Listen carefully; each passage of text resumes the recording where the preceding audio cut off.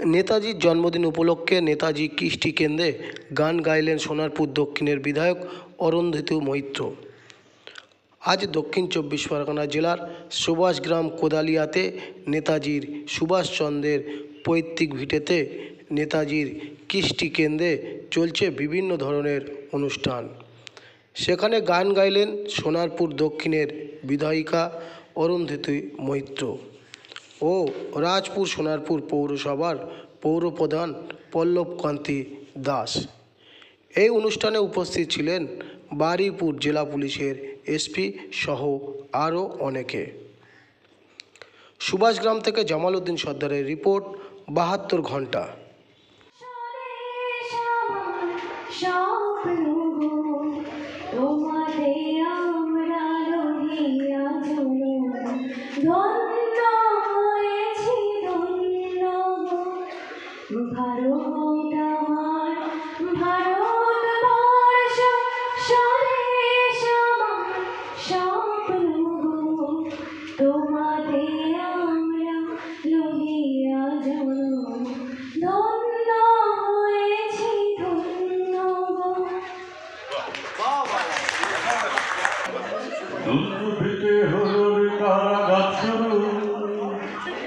বুকের মধ্যে উঠল বেজে গুরু গুরু গুরু গুরু,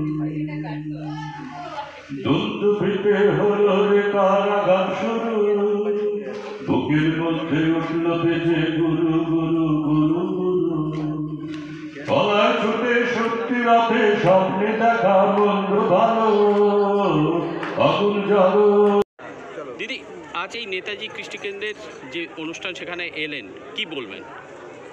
আমি প্রত্যেক বছর এখানে আসি এবং নেতাজি কৃষ্টি কেন্দ্রের আয়োজনে এই প্রোগ্রাম আজকের দিনটাকে নেতাজি সুভাষচন্দ্র বসুর আজকে ১২৭তম জন্মবার্ষিকী এবং এই দিনটাকে প্রত্যেক বছর খুব সুন্দরভাবে উদযাপন করা হয়। এবং আমি সবসময় বলি যে আমি অত্যন্ত গর্বিত যে আমার বিধানসভায় নেতাজি সুভাষচন্দ্র বসুর মতো মানুষের পৈতৃক বাসভিটে রয়েছে।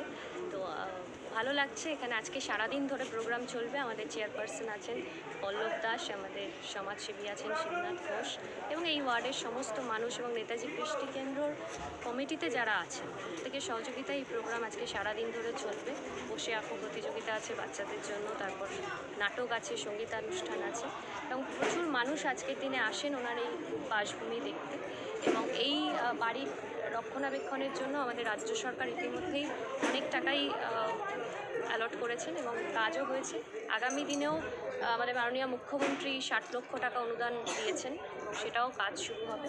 আমরা চাই এই বাড়িটার বিউটিফিকেশন আরও ভালো করে হোক, সবাই আসুক, দূর দূরান্ত থেকে মানুষ আসুক, তারা দেখুক, জানুক এবং আগামী প্রজন্মকে জানাক যে এখানে নেতাজির বাড়ি আছেন এবং আমরা সত্যি খুব গর্বিত এবং প্রত্যেক বছর এই অনুষ্ঠান হোক। আজকে সারাদিন কি কি অনুষ্ঠান হচ্ছে এবং কি কি সকাল থেকে কি কি প্রোগ্রাম চলতে পারে? সকাল ৯টা থেকে আমরা নেতাজি কৃষ্টি কেন্দ্রের উদ্যোগে অনুষ্ঠান শুরু করেছি জাতীয় পতাকা উত্তোলনের মধ্য দিয়ে। তারপর নেতাজির মূর্তিতে মাল্যদান বিভিন্ন ব্যক্তি, প্রতিষ্ঠান, সংগঠন সবাই মিলে করেছি। আমাদের দুপুর 12টা 15 মিনিটে যেটা নেতাজির পূর্ণ জন্মলগ্ন, সেটা শঙ্খধ্বনি এবং ব্যান্ড সহযোগে সেই জন্ম মুহূর্তটাকে আমরা পালন করেছি। তারপর আমাদের এখানে যারা বিশিষ্ট অতিথি এসেছিলেন, নেতাজি নরেন্দ্রপুর রামকৃষ্ণ মিশনের সম্পাদক মহারাজ ছিলেন, আমাদের বিধায়ক অরুন্ধতী মৈত্র ছিলেন, বারুইপুর জেলা পুলিশের সুপার ছিলেন, সোনারপুর থানার আইসি ছিলেন এবং আরও অনেকে ছিলেন। তারা তাদের বক্তব্য রেখেছেন, কেউ সঙ্গীত পরিবেশন করেছেন। এরপরে আমাদের দুপুর 2টোর সময় এখানে বসে আঁকো প্রতিযোগিতা হবে 3টে বিভাগে। 5:30টা থেকে আমরা আমাদের সান্ধ্যকালীন অনুষ্ঠান শুরু করব। আমরা আমাদের উদ্বোধনী অনুষ্ঠান আছে, তারপর সম্পাদকীয় প্রতিবেদন আছে, পুরস্কার বিতরণী আছে।